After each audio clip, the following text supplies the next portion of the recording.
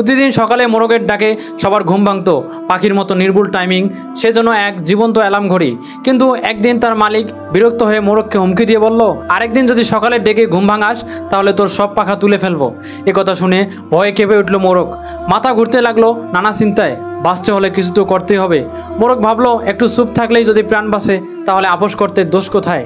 সেই দিন থেকে মোরগ আর সকালে ডাকেনি। এক সপ্তাহ পর মালিক আবার এলো।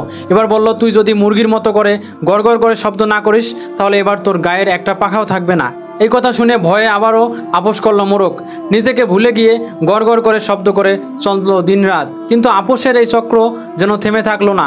1 মাস পর মালিক আবার এলো আর বলল, এইবার যদি ডিম না পারিস তাহলে কালকেই তোকে জবাই করব। এবার আর কিছু করার ছিল না। কান্নায় ভেঙে পড়লো মোরগ। নিজেকে দোষতে লাগলো, ইস, যদি প্রথমবারে আপোষ না করতাম তাহলে আজ হয়তো আমার এই পরিণতি হতো না। মোরগের এই গল্পটি একটি শিক্ষা। এটি কেবল মোরগের প্রাণের ভয়ভীতির গল্প নয়, বরং আমাদের প্রতিদিনকার জীবনের একটি বাস্তব চিত্র। প্রথমবার মোরগ নিজের স্বভাব ত্যাগ করলো বাঁচার জন্য, সেটাই হলো প্রথম আপোষ। এটা আমাদের জীবনের মতোই। আমরা অনেক সময় একটা ছোট আপোষ করি, ভাবি এটা সাময়িক, কিন্তু এই সাময়িক আপোষেই হয়ে যায় অভ্যাস। আপনি যখন প্রথমবার আপনার মূল্য হারান তখনই আপনি নিজের আত্মাকে দুর্বল করে ফেলেন। এরপর যে আপনাকে নিয়ন্ত্রণ করবে সে জানবে আপনি না বলতে পারেন না, আর তখনই শুরু হয় শোষণের চক্র। আপনি যখন দুর্বল হন তখন অন্যরা আপনাকে ব্যবহার করে, কিন্তু আপনি যদি সত্যের উপর থাকেন তখন মানুষ আপনাকে সম্মান করে। এই গল্প আমাদের শেখায় আপোষ কখনো বন্ধ হয় না। যে প্রথমবার আপোষ করে সে পরের বার আর আপোষ করে না, কিন্তু কাজটা করতে বাধ্য হয়। নৈতিকতা হলো আত্মার খাদ্য। একজন মানুষ খেতে না পেলে যেমন দুর্বল হয়, তেমনি নীতি না থাকলে তার আত্মা মরে যায়। আপনি যখন আপোষ করেন তখন আপনি কেবল সিদ্ধান্ত নিচ্ছেন না, আপনার ভবিষ্যৎ নির্ধারণ করছেন। আপনার সন্তান, সমাজ, বন্ধুরা সবাই দেখছে আপনি কোন পথে চলছেন। আপনি জানেন সিংহ ক্ষুধার্ত হলেও ঘাস খায় না, কারণ সে জানে তার পরিচয় কোথায়।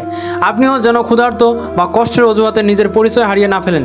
যারা নীতির পক্ষে দাঁড়ায় তারা প্রথমে একা থাকে, কিন্তু শেষ পর্যন্ত তারাই জয়ী হয়। সময় যত কঠিন হোক, যারা নিজের সত্যকে ধরে রাখে তাদের জন্যই আল্লাহর সাহায্য আসে। আপনি যদি এখন আপোষ করেন তাহলে আপনি সাময়িক শান্তি পাবেন, কিন্তু সাথে অপমানও কিনে নেবেন।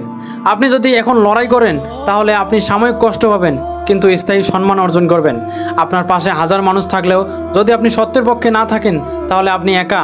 আর যদি আপনি একা হয়েও সত্যে অটল থাকেন তাহলে আল্লাহ আপনার সঙ্গে আছেন। মনে রাখুন, আপনি যদি আপোষের পথ বেছে নেন তাহলে আপনি কেবল নিজের ভবিষ্যৎকে দুর্বল করছেন না, বরং আগামী প্রজন্মের জন্য একটা ভুল দৃষ্টান্ত তৈরি করতে যাচ্ছেন। নিজের নীতি বিসর্জন দিয়ে কিছুই অর্জন করা যায় না, বরং আপনি যে সম্মান নিয়ে বেঁচে থাকেন সেটাই আপনার আসল সফলতা। তাই আজকেই সিদ্ধান্ত নিন, আপোষ নয়, সাহসের সাথে সত্যের পথে থাকব। গল্পটি শুনে যদি আপনার একটু সাহস বেড়ে যায় তাহলে লাইক দিয়ে অবশ্যই সবাইকে শেয়ার করে দিবেন, যাতে সবাই সাহসী হয়।